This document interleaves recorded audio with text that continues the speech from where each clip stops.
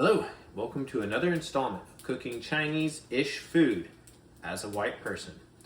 I'm going to be making a potato cold dish today that seems to be popular with all of y'all who are probably going to watch this. Like 2 or 3 of y'all, maybe like 5. Liang Ben Tudosu is what it's called in Chinese. So a couple of things before starting. Yellow potatoes or Yukon Golden potatoes like this are best. If you get the russet potatoes or Idaho potatoes, the uglier brown ones that have a thicker skin, they're too starchy. These are much better just texture for doing this.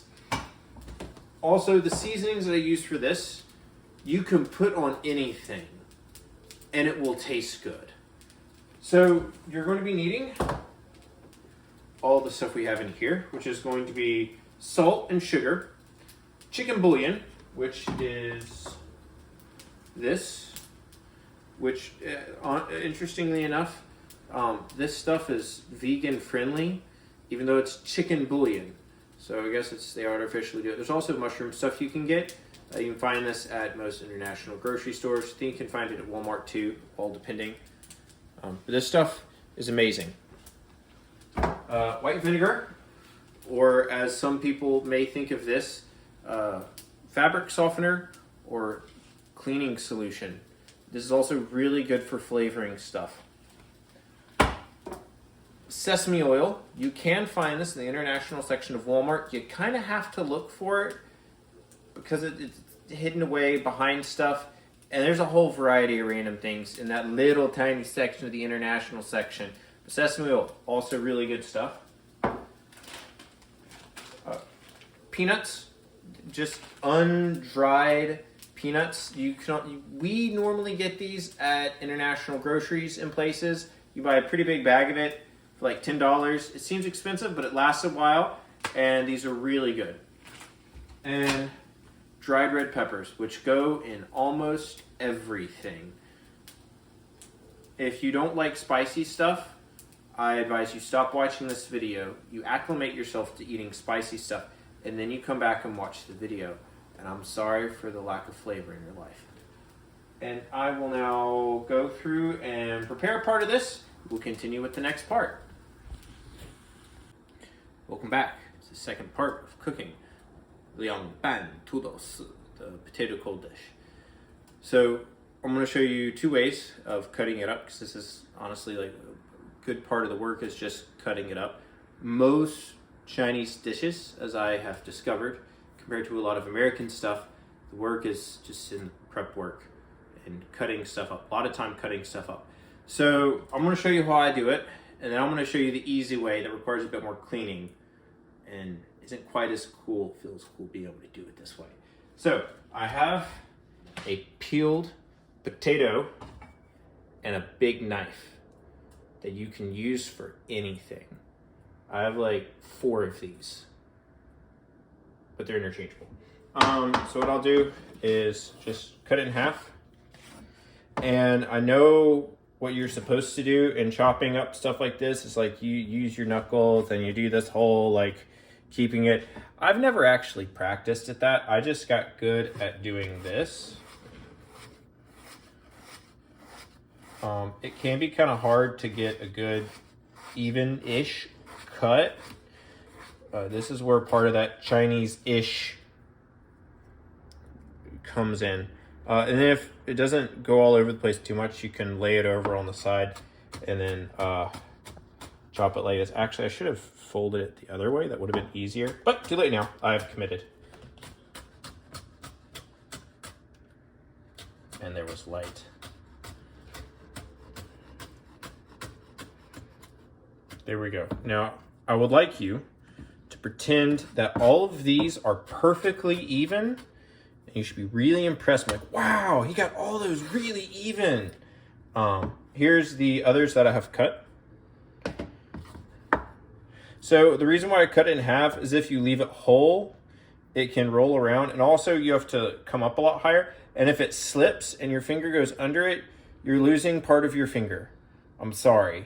Or at least cutting into it. It's also easier with a really sharp knife which further endangers your finger.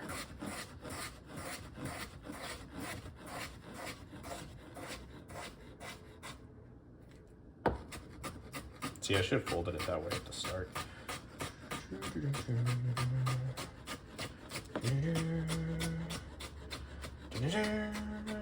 There we go. So a couple of things about the potatoes. They will start to oxidize and turn an ugly brown, gray, black color. So if you're not going to cook them within a couple of minutes, you really want to put them in water so that that doesn't happen. Most dishes with potatoes, you're going to have a lot of starch from the potatoes, and so you're going to want to rinse it out so you don't get all the starch from whatever you're cooking. But for this dish, we are going to fish shui them, or blanch them, I think is what people will also say, so they get rinsed anyway. So we're going to do that. Okay, we're going to get this back up to a boil. I'll get back to you. Water has come back up to a boil. So you really don't want to do it too long, because we're not making mashed potatoes. We're just trying to make it so they're not so starchy.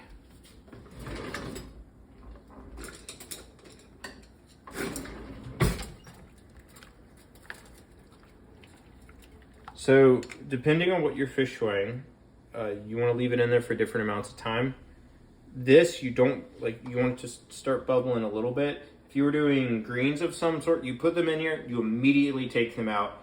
And whatever you're fish shuiing like this, you always want to immediately put it under cold water, because it will keep cooking and you don't want it to cook through all the way.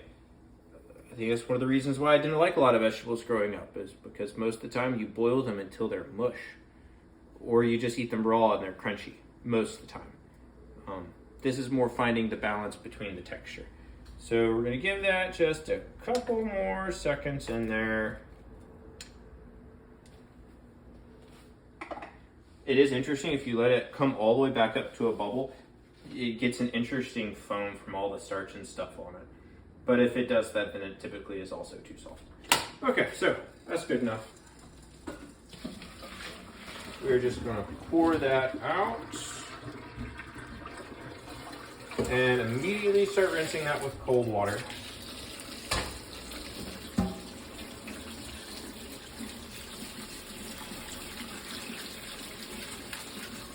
All I really want to do is just get it so it's not hot.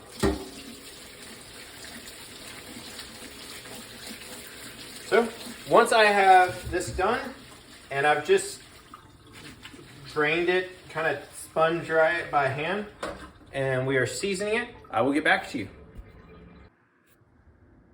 So I lied. There are two other things you want for this: some garlic that you have chopped up, and some green onions that you have chopped up. I highly recommend using fresh garlic that you have chopped up yourself, and green onions that you've also chopped up like this. You do not want to only use the green parts. I have seen people where they only use the green parts and they discard the white part. That is where most of the flavor is. Please, for all that is good food, don't do that. So use garlic like this, peel it, chop it up. This is what we like to do with the green onions. Get them and put them in a jar with a little bit of water at the bottom, and they perk up pretty well. So yes, that's also include that. Welcome back to cooking Chinese-ish food as a white person. So I'm now frying part of the stuff that needs to be fried up, which is just for this dish going to be the peanuts and the red peppers. I like to include 2 of these, but it really depends on how spicy your peppers are and what your tolerance is for stuff. I think it's better to keep it on a low oil. Also, I use canola oil. I think it's pretty useful. I will do it on a higher heat, just the oil until the oil starts to get warm. Then I'll turn it down to 2. When I say higher, I mean like 3, 4, maybe 5 for a second, but watch it. But if you put it on low enough on the stove, it's like 2, it won't start to burn or anything, and you can let that sit and extract all the flavors and stuff. And so now, back over here, I have the garlic, the green onions, And we're gonna add in some sesame oil. Also, I have no measurements for any of this. It sort of varies each time for most of it, and I don't always do 3 potatoes. And the potatoes that I do use normally are never the same size. So it's highly variable. With this, I have figured out a pretty good pattern with this. I always want to do 2 of these little scoops, which I think are teaspoons, of 2 scoops of chicken bouillon, 2 of sugar, 1 of salt, and there's also white pepper in here, ground white pepper, which you can find in the seasoning section. You just want to do a little bit. Like, you don't want to do a lot of this. If you do a lot of this, it tends to overwhelm everything else. So I'm just going to do a little bit of that. The vinegar is very important for the flavor. We do not use enough vinegar in American cooking unless it's like a pasta dish with tomatoes and you have the acidity there, but that's different. Vinegar is amazing, or as some people may refer to it, fabric softener. Don't put actual fabric softener in there, only white vinegar. So just gonna do just like that twice. It's very easy to overdo. That may have been too much. So now the peanuts and the peppers have been sitting in the oil. It's been pulling that flavor out. So we're gonna take this. We're just gonna dump all this on top. Probably could have done that a little hotter. You can hear whenever you put it on top, if you did it well, it'll still kind of be making like a cooking sound whenever it goes on, and it sounds pretty good. It did not that time, so I did not do it as well. And then all we're gonna do is we just stir this up. It is very important that you always stir counterclockwise. You don't shift directions part of the way through, or you will get cancer. As me and daughter of a friend of ours had very thorough discussions of, which is totally trustworthy because she's the daughter of doctors, so you know that she obviously knows what she's talking about. So yeah, only stir it counterclockwise. Very important. You can shove it back down into the bowl. That doesn't violate that at all.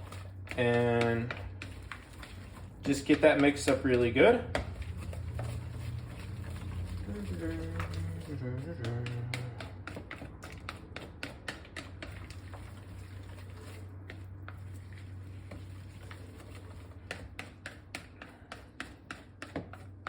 Now the last and most important step of this, notice this is a large plastic bowl. It doesn't look really good. So we have to get something that's at least a little bit nicer than just a random plastic bowl.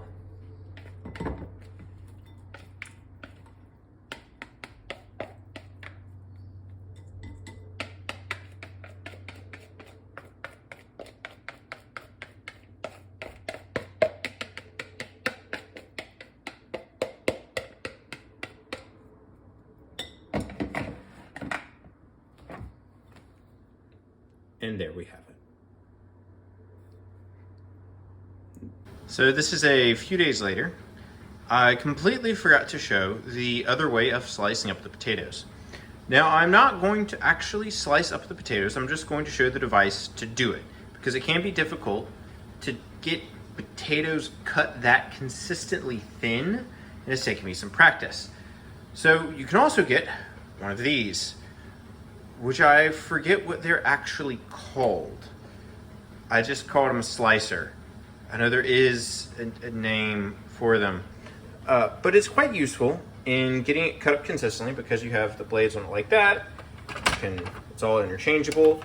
I'm sure lots of people will know exactly what this is. I don't need to explain it to you. I would normally just put a plate underneath it to catch the potatoes as I slice them. And of course it has like a holder thing for the stuff that you want to slice. I don't use this anymore because it's a pain to clean.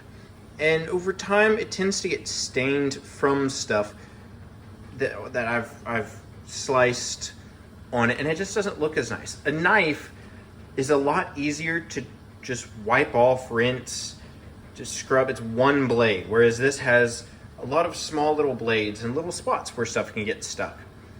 So just want to make sure you're aware of that. This is an easier way of slicing it. It also can go pretty fast if this is what you would prefer to use. So yes, now that we've added this on, the video is now actually over.